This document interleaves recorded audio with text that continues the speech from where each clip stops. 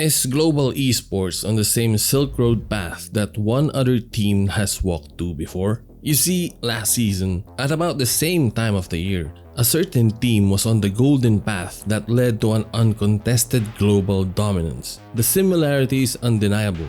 Both teams had a shaky start on stage 1, but then began to heat up and clawed their way to the internationals. And once there, this other team just bulldozed through the competition. Now, the question is, can Global Esports actually replicate that level of success? It is one thing to qualify, but it's another to maintain that momentum needed to go against the best in the world. Welcome to Sinistry, and today we're talking about Global Esports, the first Pacific squad to qualify for Masters London. And this isn't just a qualification, it's about a trajectory that is starting to look eerily similar to the path a certain powerhouse took on its way to the top last year. How far can Global Esports actually go, and are we witnessing history repeat itself? Sit tight as we discuss G's journey to the West. But before we begin, I'd like to address the elephant in the room.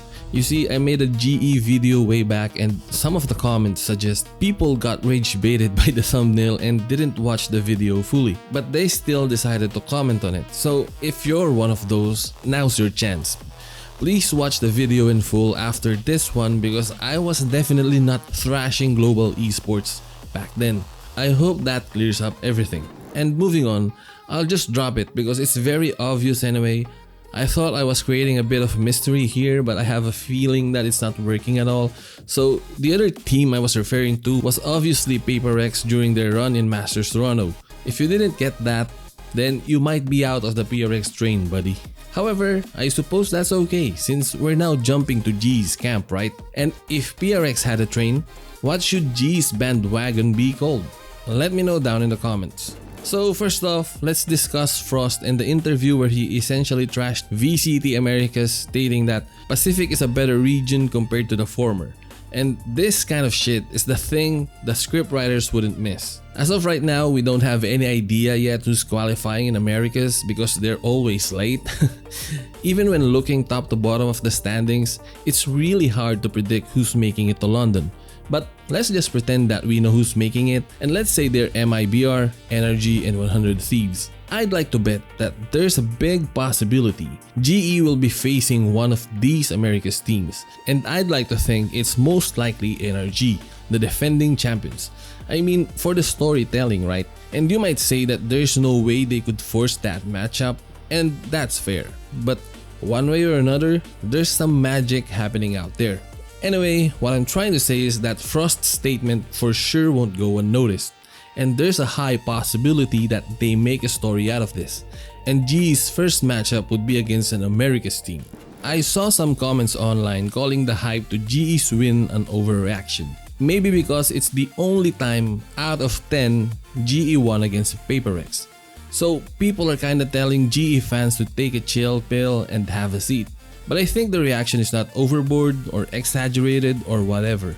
Sure, they only won one out of the many matches, but this one is big because not only do they advance to the upper bracket final, but they also booked their tickets to Masters London, the first time in the org's history. Earlier, I talked about the parallels of GE's current run to that of PaperX's run from Stage 1 to Masters Toronto, and I almost forgot about this other similarity that's probably the most important, and it's that they both had a catalyst player during their respective runs.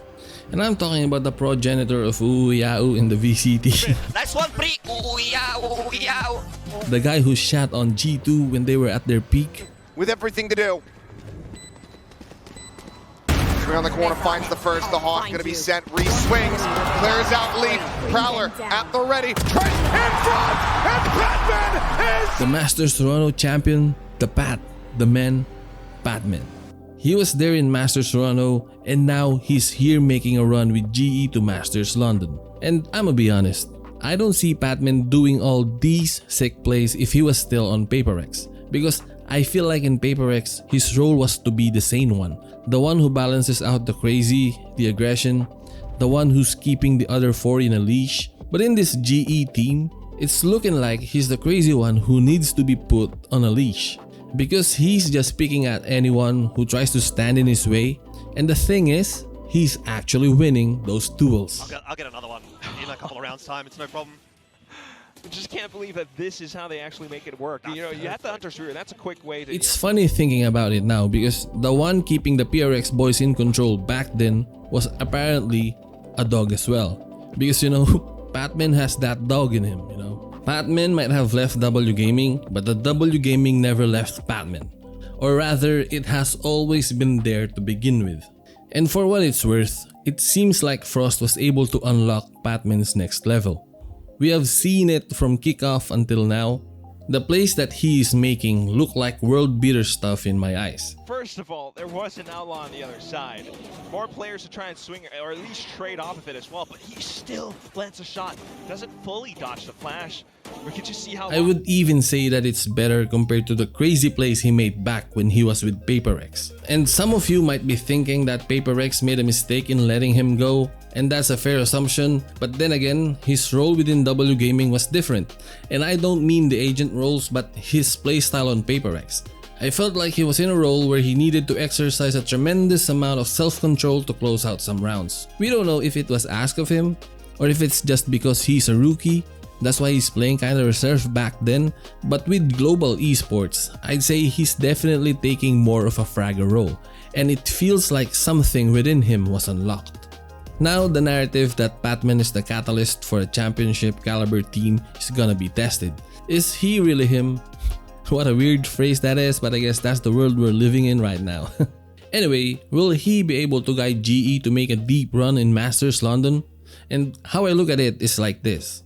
On PaperX, Patmen was a diamond in the rough kind of player, but now, this diamond has been polished time and time again and has become the necessary catalyst for GE to reach the top.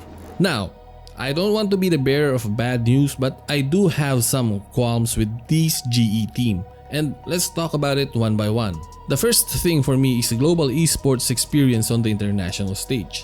It's no secret that this is their first Masters ever, and I have to wonder how that will affect the team. They are walking into this tournament with 3 rookies when it comes to international play, and playing on the global stage is worlds apart from playing a stage 1 match. The stakes are higher, the pressure is more suffocating, and the margin for error is very slim. Luckily, they have veterans on the team. With Patmen having the most experience, GE will look for him to lead the way. Autumn had a stint in 2024 where he attended all of the international events back when he was with FPX. So that experience will come in handy as well. And then there's their ever controversial coach, Frost. This guy has been around for quite some time now, he knows a lot, and the team for sure is going to look for him to provide leadership and calm the waters when the waves are raging. And then another thing I'm worried about is their focus. Again, we all know that this is GE's first Masters, and it goes without saying that this is their greatest achievement by far. And we have seen it all before, where teams suddenly lose all of their momentum once the international play starts. Whether it be being relieved for achieving something big, the fatigue of the grind, or thinking about the end goal being too big, these are real factors. I just hope that GE as a whole keeps the hunger to push forward. And then the last thing I have is a nitpick, and I might be the only one seeing this, and it might not even make sense, and it's their reliance on Patmen. I just hope they can balance it well, because if they rely on him too much, then I'm afraid that he might get exhausted. Again, this might just be a me thing, so let me know in the comments. But if you remember what happened last year... And a lot of people hating me about what happened on Champs last year, but of course, is one of my motivation as well to redeem myself in international level. And the face I want to team, the team I want to face is probably G2 also, because they're really nice, and I think it's so fun to play with them also. A lot of the blame was put on the guy when PaperX's run in Champs was cut short, and I think their reliance on Patmen to keep everything in control took a toll on him. But if anyone has got the heart and also the experience to push Global Esports to the distance, I think it's gotta be Patmen. He has the experience up his sleeve, and I'm pretty sure he's still hungry to win more.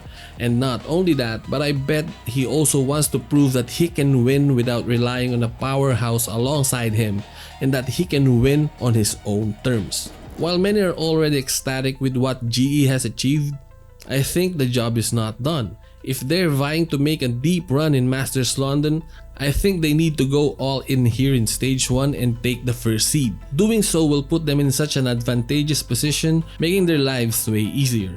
Anyway, that's all I have for now. I know I didn't talk about the other guys, and it's because Patmen has been heating up lately and I thought he deserves the focus.